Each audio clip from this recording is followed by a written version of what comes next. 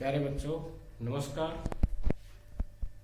आज हम अपना नया चैप्टर, नया टॉपिक, नया अध्याय शुरू कर रहे हैं। 5वां अध्याय है प्रारंभिक आकारों को समझना। जो प्रारंभिक आकारों को समझना, तो इस चैप्टर को शुरू करने से पहले, इसके क्वेश्चन कराने से पहले हम आपको आज जो हमारा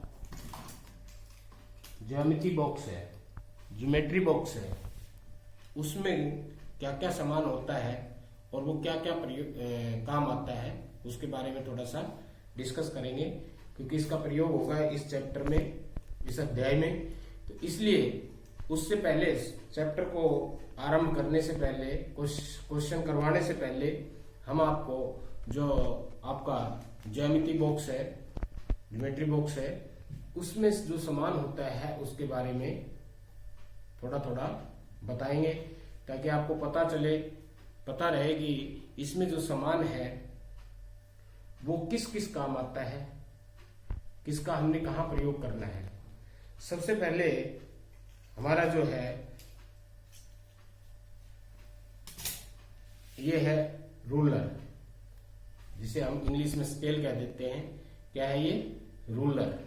ये क्या काम आता है? ये रेखाखंड खींचने के काम आता है, रेखाखंड की लंबाई मापने के काम आता है। इसमें एक तरफ ये निशान है 15। कितने निशान है? 15। ये 15 सेंटीमीटर है। कितने सेंटीमीटर है? 15। जिस तरफ एक साइड 15 निशान है वो सेंटीमीटर है, 15 सेंटीमीटर है। हर एक सेंटीमीटर, हर एक 0 और 1, 1 और 2, 2 और 3, इस तरह से हर एक 1 सेंटीमीटर के बीच 10 छोटे भाग किए गए हैं। 10 छोटे भाग किए गए हैं। वो प्रत्येक एक भाग 1 मिलीमीटर का है। कितने का है? 1 मिलीमीटर का। और जो 1, 2, 3, 4, 5 इस तरह से 15 है वो है सेंटीमीटर। तो इससे ये पता चलता है कि 1 सेंटीमीटर में 10 मिलीमीटर होते हैं। 1 सेंटीमीटर बराबर 10 मिलीमीटर। 1 सेंटीमीटर में 10 मिलीमीटर होते हैं। और ये इसमें 15 सेंटीमीटर दे रखा है। दूसरी तरफ है 6 निशान है। कितने हैं? 6। ये 6 इंच है। 6 इंच है और 12 इंच से 1 फुट बनता है। 12 इंच से 1 फुट बनता है, यानी कि इसका अर्थ है ये एक स्केल जो है आधे फुट का है। आधे फुट का है। लेकिन हम यहां इसमें इस इंच का प्रयोग नहीं करते, ज्यादातर हम सेंटीमीटर का प्रयोग करते हैं, जो हमारी इसमें ज्यामिति में है। चाहे वो रचना है, चाहे वो क्षेत्रफल वगैरह निकालना है। इस प्रकार से ये सेंटीमीटर, और इधर जिस तरफ 6 है वो इंच है, 15 है वो सेंटीमीटर है। तो हम ज्यादातर सेंटीमीटर का प्रयोग करते हैं। यहाँ सवालों में जो है वो इंचों का प्रयोग हम ना के बराबर करते हैं।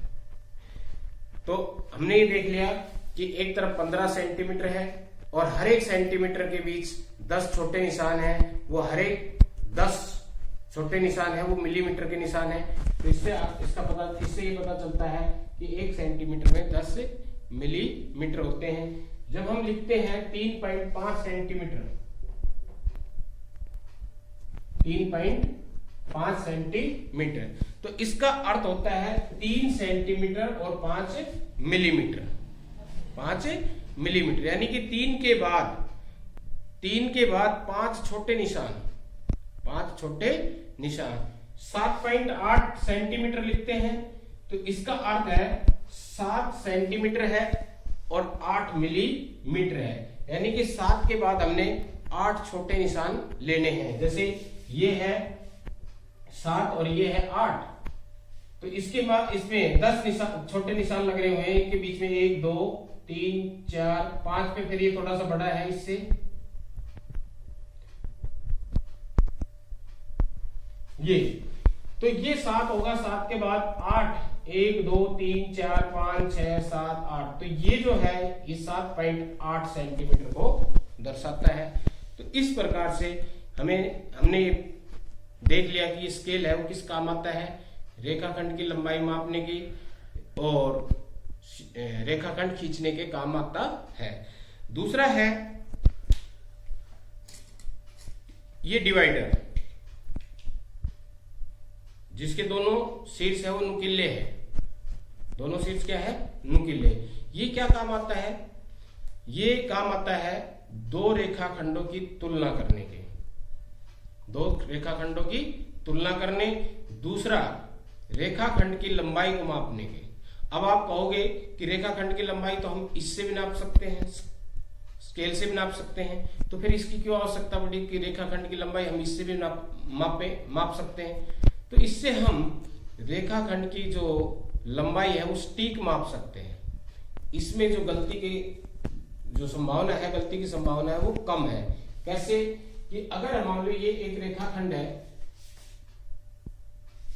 अगर हम इससे स्केल से इसकी लंबाई को नापते हैं तो स्केल इसके ऊपर हमने ऐसे रखा, और अगर मैं इधर से देख रहा हूं तो मुझे वो स्पष्ट दिखाई नहीं दे रहा, और अगर मैं इधर से देख रहा हूं तो भी गलती होने के चांस है, क्योंकि ये जो छोटे निशान है, ये छोटे निशान है, ये एक या दो इधर उधर हो सकते हैं, देखने का फर्क हो सकता है इधर ऐसे, ये तब तक सही नहीं हो सकता जबकि बिल्कुल सामने से नहीं देखे, बिल्कुल सामने से नहीं देखे। तो इसमें ये गलती के चांस हो सकते हैं कि हम अगर बिल्कुल सामने से देख रहे हैं तभी वो करेक्ट हो सकता है। अगर हम दाएं से या बाएं से देखते हैं तो उसमें एक या 2 मिलीमीटर का फर्क अंतर आ सकता है। लेकिन अगर हम इस डिवाइडर से नापें, इसको डिवाइडर से कैसे नापें कि अगर हम ये जो रेखाखंड है इतना इसको माप ले, इसे एक सिरे के ऊपर ये नोक और दूसरे सिरे पे ये नोक। अब हम इसको चाहे हम इधर से देख लें चाहे इधर से नापे, इधर से नापे, ये वही रहना है। दोनों शीर्षों के ऊपर इसके दोनों नुकीले जो शीर्ष है वो ले जाएंगे रेखाखंड के, और फिर हम इसको इस स्केल के ऊपर इस तरह से एक शीर्ष 0 पे और दूसरा शीर्ष जहां पर भी आ रहा है, इसका दूसरा सिरा ये जैसे आ रहा है यहां 12.3, तो 12.3 होगी इसकी, 12.3। अगर हम इससे यहां नाप रहे हैं, इधर से देख रहे हैं तो ये देखो 12.2 दिखाई दे रहा है, 12.2, और इधर से देखें तो भी ये 12.3 से ज्यादा दिखाई दे रहा है, तो इसमें अंतर आ रहा है। लेकिन इससे अगर हम नापेंगे तो अंतर बिल्कुल भी नहीं आएगा। रूलर की अपेक्षा डिवाइडर से किसी भी रेखाखंड की लंबाई को नापना ज्यादा बेहतर होता है, ज्यादा अच्छा होता है। तो ये डिवाइडर जो है वो क्या काम आता है, किसी रेखाखंड की लंबाई को मापने के। दूसरा, रेखाखंडों की तुलना। अब मान लो दो रेखाखंड है, एक रेखाखंड ये है और एक रेखाखंड ये है। अब इसमें कोई ये कहे कि कौन सा छोटा है कौन सा बड़ा है, तो ये तो स्पष्ट दिखाई दे रहा है ये छोटा है और ये बड़ा है। लेकिन अगर दो रेखाखंड इस तरह से हो, अब क्या पता चल रहा है, देखने से ही पता चल रहा है कि दोनों रेखाखंडों में से कौन सा छोटा है और कौन सा बड़ा है, नहीं पता चल रहा। यहां हम अनुमान लगाने में गलती कर जाते हैं, तो इसलिए इन दोनों की तुलना करने के लिए हम डिवाइडर का प्रयोग करते हैं। पहले के बराबर हमने डिवाइडर खोल लिया, ये इतना है। अब इसको दूसरे के ऊपर रखेंगे, देखो तो इससे ये पता चलता है कि ये वाला बड़ा है, ये वाला बड़ा है, ये वाला छोटा है। लेकिन देखने से दोनों बराबर नजर आ रहे हैं, देखने से दोनों रेखाखंड कैसे बराबर नजर आ रहे हैं, बल्कि ये बड़ा दिखाई दे रहा है, ये बड़ा प्रतीक हो रहा है। लेकिन जब हमने एक्चुअल में इस डिवाइडर से इसकी दोनों की तुलना की, ये इसके बराबर हमने खोला और इसके ऊपर रखा, तो देखा ये बड़ा है। कौन सा बड़ा है, ये बड़ा है और ये छोटा है। तो इस तरह से ये डिवाइडर काम आता है रेखाखंडों की तुलना करने के और रेखाखंड की लंबाई मापने के। तो दो चीज होगी। उसके बाद आता है तीसरा ये प्रकार। प्रकार ये किस काम आता है? ये प्रकार आता है कोण बनाने के, कोण बनाने के, दूसरा वृत्त खींचने में, तीसरा चाप लगाने में। तो ये कोण बनाने में और वृत्त खींचने में और चाप लगाने में काम आता है। इसमें एक सिरा इसका नुकीला है, दूसरे सिरे में हम पेंसिल डालते हैं, दूसरे सिरे में क्या डालते हैं? पेंसिल डालते हैं, और इस प्रकार से हम कोण और वृत्त खींच सकते हैं। क्या अब इसमें यहां एक प्रश्न ये आता है कि क्या हम इससे सभी कोण की बना सकते हैं? सभी कोण प्रकार से बना सकते हैं? नहीं, सभी कोण हम प्रकार से नहीं बना सकते। प्रकार से हम बना सकते हैं 60 का, 120 का और 180 का। पहले 60 सबसे पहले कोण बनता है 60 का, फिर 120 का, फिर 180 का, और फिर हम इनके आधे आधे करते जाते हैं। 0 है, इन दोनों का आधा किया तो 30 हो गया, इन दोनों का आधा किया तो 90 हो गया, इन दोनों का आधा किया तो 150 हो गया, 150। ठीक है। फिर इसी तरह से इसका और इसका आधा करेंगे तो 15 हो गया, इसका और इसका आधा करेंगे तो 60 हो गया, लेकिन 60 का और 30 का आधा करेंगे तो 45 हो जाएगा, 60 का 90 का आधा करेंगे तो 75 हो जाएगा। तो इस तरह से हम आधे आधे करते चले जाएंगे। तो 15, 45, 75, और यहाँ इन दोनों का आधा 105, इन दोनों का आधा 135, और इन दोनों का आधा 165। तो ये बन गया। फिर इनके आधे कर सकते हैं। तो इस तरह से हम प्रकार से यही कोण बना सकते हैं। बाकी के इस प्रकार के कोण जैसे 70 का, 80 का, 50 का, 40 का, 35 का, ये इस प्रकार के कोण हम इस प्रकार से नहीं बना सकते, नहीं बना सकते। उसके बाद आता है हमारा ये चांदा। क्या आता है? चांदा। ये क्या काम आता है? ये कोण को मापने के काम आता है और कोण बनाने के काम आता है। अब ये भी कोण बनाने के काम आता है, प्रकार भी, और ये चांदा भी कोण बनाने के काम आता है। फिर दोनों में अंतर क्या है? प्रकार से मैंने अभी बताया कि सिर्फ हम कुछ ही कोण बना सकते हैं, लेकिन चांदे से हम सभी कोण बना सकते हैं। चांदे से हम सभी कोण बना सकते हैं। जो कोण जैसे ये 70, 80, 50, 40, 35, इस प्रकार के जो कोण जो हम प्रकार से नहीं बना सकते थे, उसको हम इस चांदे की सहायता से बना सकते हैं। इसको हम शॉर्ट में डी बोल देते हैं, क्योंकि इसकी शेप है डी की, इंग्लिश के अक्षर डी की तरह है, तो इसलिए हम शॉर्ट में डी कह देते हैं, और ये चांदा है। तो इस प्रकार से ये कोण बनाने और कोण मापने के काम आता है। उसके बाद है हमारे ये दो जुड़वा है, ये दो जुड़वा है, इसलिए इसको हम सेट स्क्वायर कहते हैं। सेट का मतलब होता है एक से ज्यादा जोड़ा। तो ये सेट बन गया दो का।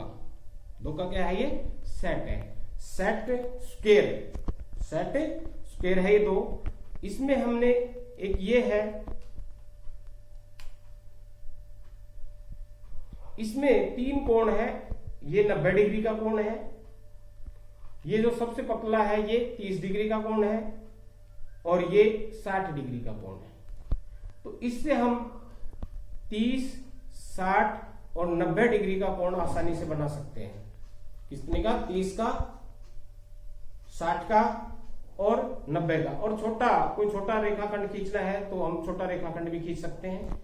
दूसरा ये है, ये समद्विबाहु त्रिभुज है। इसका ये सिरा और ये सिरा दोनों बराबर है, तो ये समद्विबाहु त्रिभुज है और समकोण भी है।